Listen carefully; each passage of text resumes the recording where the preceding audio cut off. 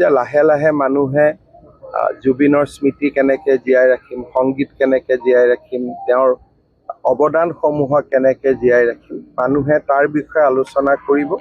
ৰাজনীতি শেষ হ'ল আৰু মই ভাবোঁ যে ভৱিষ্যতেও যাতে জুবিনক লৈ মানুহে ৰাজনীতি নকৰে, যাতে জুবিনৰ আচল সত্তাটো জীয়াই থাকিব পাৰে।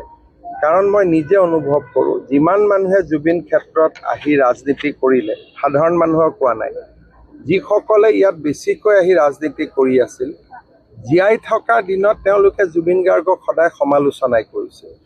গতিকে এইবিলাক বন্ধু হৈছিল অকল এটা পাৰপাছ লৈ।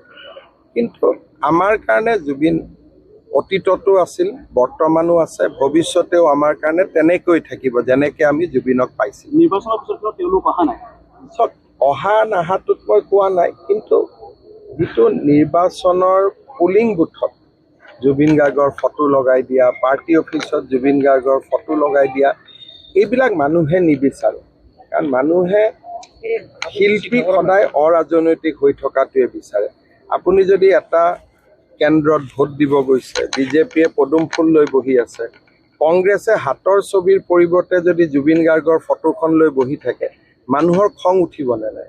আৰু জুবিনক লৈ ৰাজনীতি কৰাৰ কাৰণে মই ভাবোঁ যে অতি কমেও প্ৰত্যেকটো সমষ্টিত আমি 20% ভোট বেছি পাইছোঁ। কাৰণ যিমান জুবিনৰ ফেন আছিলে, সকলোৱে হয়তো নিউট্ৰেল থাকিলে কংগ্ৰেছকো দিলেহেঁতেন, বিজেপিকো দিলেহেঁতেন। কিন্তু যেতিয়া জুবিনৰ ফটোখন লৈ পুলিং বুথত ৰাজনীতি কৰা দেখিলে, মই ভাবোঁ যে শেষ মুহূৰ্তত আমাৰ 20%, 15%, 30% ভোট আমাৰ ফালে যোগ হৈছে। কাৰণ বিজেপিয়ে এটা স্পষ্ট সিদ্ধান্ত লৈছিল যে আমি জুবিনক লৈ ৰাজনীতি নকৰোঁ। আৰু মই ভাবোঁ যে সেই সিদ্ধান্তটো যে আমাৰ একেবাৰে শুদ্ধ সিদ্ধান্ত আছিল, সময়ে প্ৰমাণ কৰিছে।